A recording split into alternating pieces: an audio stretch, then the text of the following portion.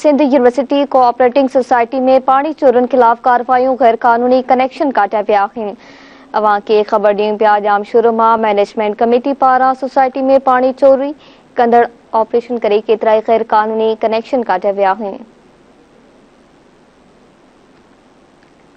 शुरुआती मरहले में गैर कानून लेगल 50 खां वधीक कनेक्शन काटिया पिया आहिनि। इंतज़ामिया पारां चयो पियो अवां खे ख़बर ॾियूं पिया जामशोर मां सिंध यूनिवर्सिटी कोऑपरेटिंग सोसाइटी में पानी चोरनि खिलाफ कार्रवाइयूं कई वयूं आहिनि। गैर कानूनी कनेक्शन काटिया विया आहिनि।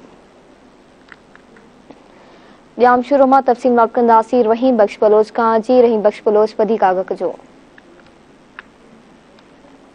जी बिल्कुल Marvi, Sindh university employ cooperating housing society राश घरनि में हॉस्टलूं क़ाइमु करण जो वारो मामलो आहे। इंतज़ामिया जे नोटिस बाद गैर कानूनी हॉस्टलनि खिलाफ़ क्रैकडाउन शुरू कयो वियो आहे। शुरुआती मरहले में हॉस्टलनि जा 50 खां वधीक कनेक्शन कटिया विया आहिनि। Chairman housing society professor Roshan Gilal, secretary Nazir Gopang, Mumtaz Ali Nawani जी अॻुवाणीअ में वाटर सप्लाई जा लॻल कनेक्शन कटिया विया आहिनि। Sindh university employ cooperating housing society जे सेक्रेटरी गैर कानूनी हॉस्टलनि खे ख़तमु करण लाइ हॉस्टलनि जी बिजली, गैस ऐं पाणी जा कनेक्शन कटण लाइ लाॻापियल इंतज़ामिया खे ख़त लिखियो हुयो।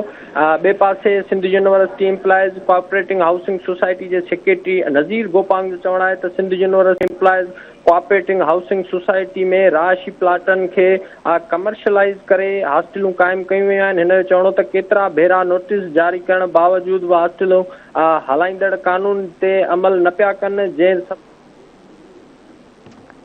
ठीकु आहे, महिरबानी रहीम बख्श आगाह करण लाइ।